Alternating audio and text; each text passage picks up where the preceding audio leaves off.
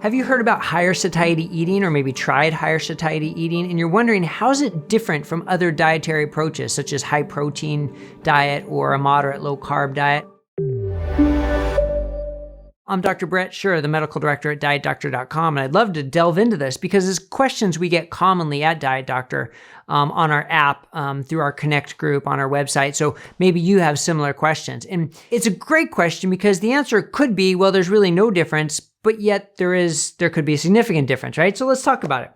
Higher satiety eating is more of a philosophy and approach that can fit with any type of dietary context. So you can have a moderate low carb, higher satiety approach to eating. You can have a high protein, high satiety approach. You can have a ketogenic high satiety approach, and you could have low satiety approaches of all those as well. So there is quite a bit of overlap. You can see sort of the Venn diagrams in your brain where the overlap is. So let's get into some of the specifics.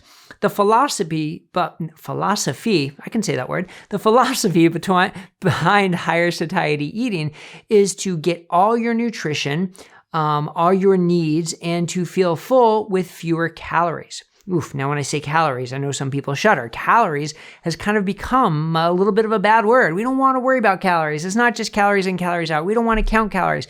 And that's the beauty of higher satiety eating.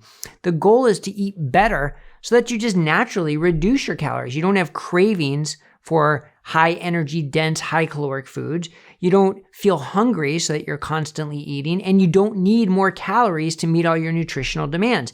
If you can fit those three things without even thinking about it, that's just a home run for a sustainable, healthy diet. That's really the whole motivation behind a higher satiety eating diet. So, how's that different from a high protein diet? Well, protein tends to be a very satiating nutrient, especially if you go from a low protein intake like 12-14%, which is what the average American eats, to more of like a 20-25% protein diet. Studies have shown that that is associated with eating fewer calories throughout the day and feeling fuller.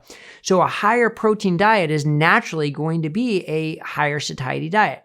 But just because it's high protein doesn't mean it has to be high satiety, because there are other aspects of high satiety. Having higher fiber, lower energy density foods, and avoiding the hedonic foods, the combined carbs, fat together, the ultra processed foods. So you can eat a high protein diet that also has ultra-processed, high-fat, high-carb combined foods.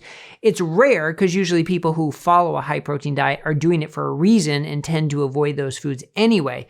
So by definition, it's not, but frequently in practice, it is. So hopefully that answers the basic question of how is high satiety similar or different to high protein. And the same when it comes to low carb, either keto, moderate low carb, liberal low carb. High satiety eating doesn't specify how many carbs you have to eat, but it does specify some of the quality of the carbs, that those carbs that you're choosing should be the lower energy dense, higher fiber carbs. And in that case, if you want it to fit into your keto eating and minimize them to 20 grams of net carbs, you certainly can. If you want it to fit into your liberal low carb and still, maybe add some root vegetables and fruits and other carbs in there that still have some fiber and are relatively low on the energy density, you can do that too. And that can still fit into higher satiety eating. So that's how it can be similar or different to low carb approaches. But when it comes to low carb, it means not adding the fat bombs, not having the butter coffee, not snacking on pork rinds all day long because it's good to get more fat, right? It's a different philosophy. Now, people can do very well on that type of a keto or low carb diet, but if you're not, then the higher satiety approach says, let's dial back on those specific factors because they don't fit into a higher satiety context. And the same is true for, say, high carb eating. If you are following a vegan diet or a vegetarian diet and eating higher carbs, that could mean pasta with marinara sauce, right? That could mean vegan cookies that are still full of sugar and refined products. That can mean a veggie sandwich on white bread. Those all fit into a higher carb vegan or vegetarian diet, but they're not higher satiety, right? So you can eat higher carb in a higher satiety way, which would eliminate those foods. So it's more of the philosophy of higher satiety. So that's how higher satiety is similar to and different from higher carb, moderate, low carb, keto, high protein. It's the philosophy of what else is involved. So hopefully that made sense and kind of can help answer some of the basic questions. If you want to learn more, please go to dietdoctor.com. We have a whole list of higher satiety guides a basic guide to get you started. We have science guides so you can understand the scientific support behind each of the factors that we include in higher satiety eating. We have meal plans and some practical tips and troubleshooting guides. So really all you need to get started and maintain and be successful on a higher satiety eating approach.